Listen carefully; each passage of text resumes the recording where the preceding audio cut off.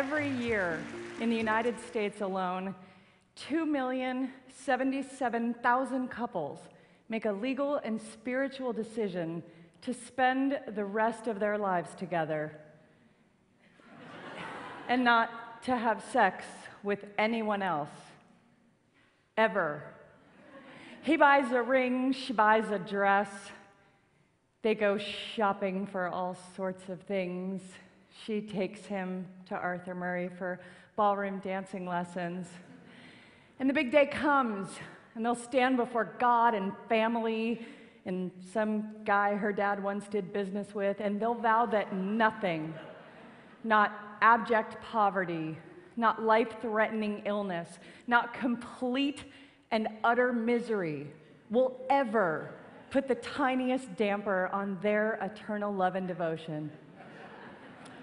These optimistic young bastards promise to honor and cherish each other through hot flashes and midlife crises and a cumulative 50-pound weight gain until that far-off day when one of them is finally able to rest in peace. You know, because they can't hear the snoring anymore. And then they'll get stupid drunk and smash cake in each other's faces and do the Macarena, and we'll be there, showering them with towels and toasters and drinking their free booze and throwing birdseed at them every single time, even though we know, statistically, half of them will be divorced within a decade. Yeah. Of course, the other half won't, right? They'll keep forgetting anniversaries and arguing about where to spend holidays and debating which way the toilet paper should come off of the roll. And some of them will even still be enjoying each other's company when neither of them can chew solid food anymore. And researchers want to know why.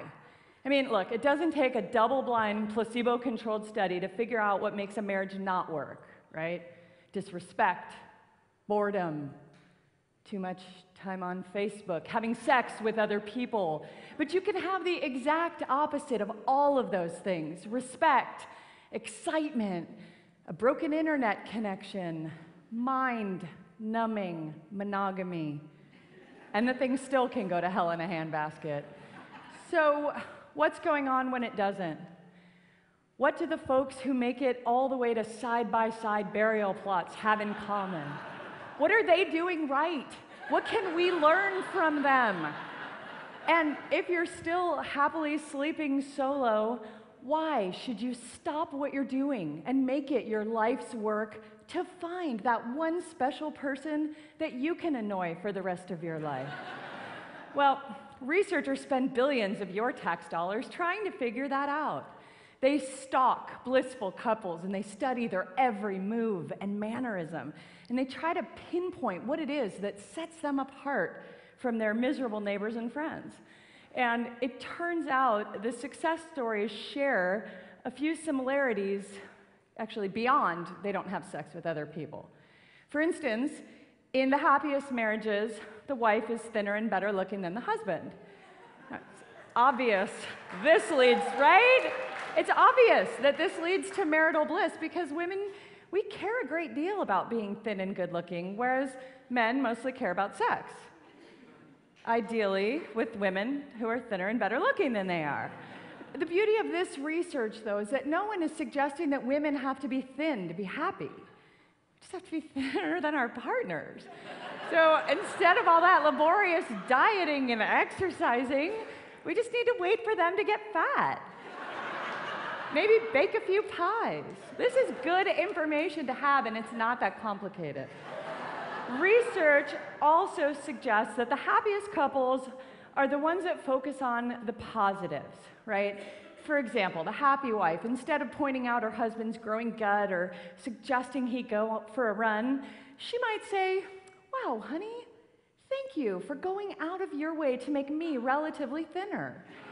These are couples who can find good in any situation. Yeah, it was devastating when we lost everything on that fire.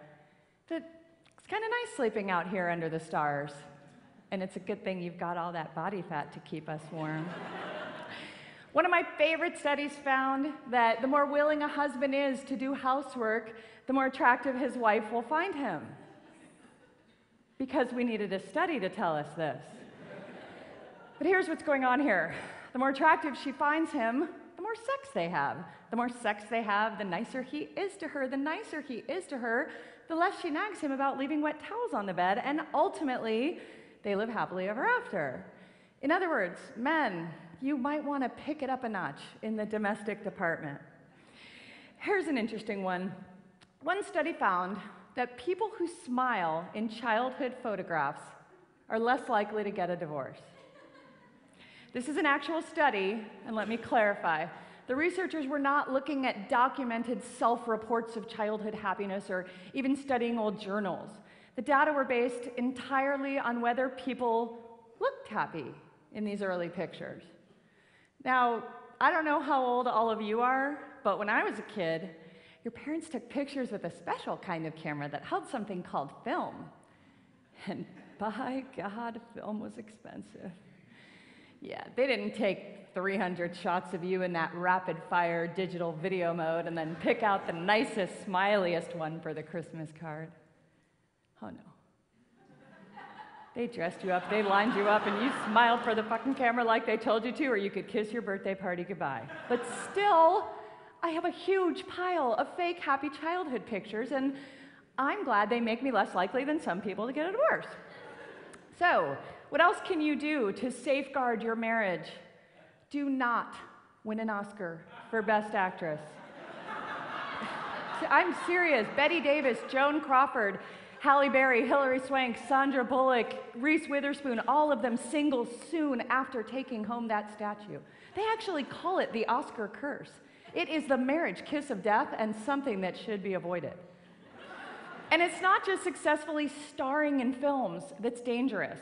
It turns out merely watching a romantic comedy causes relationship satisfaction to plummet.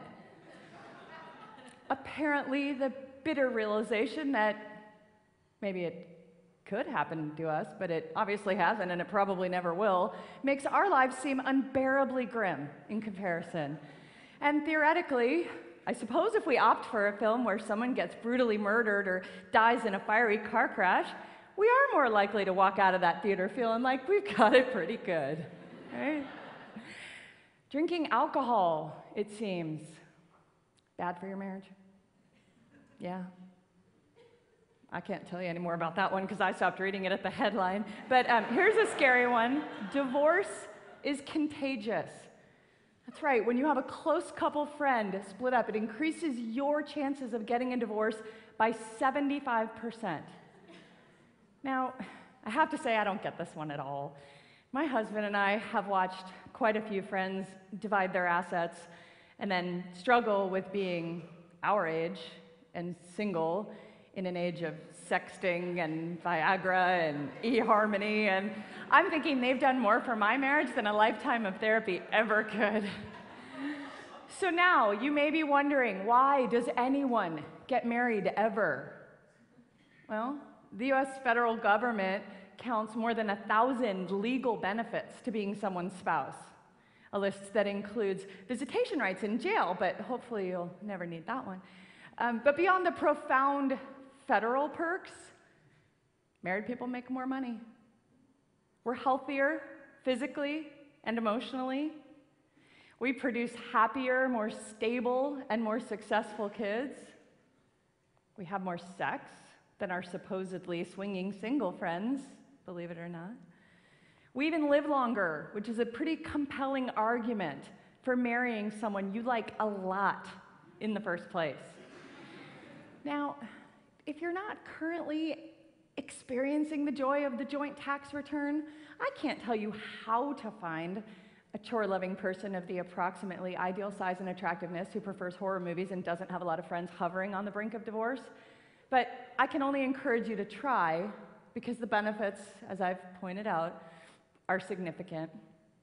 The bottom line is, whether you're in it or you're searching for it, I believe marriage is an institution worth pursuing and protecting.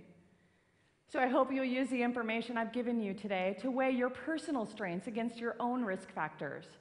For instance, in my marriage, I'd say I'm doing okay.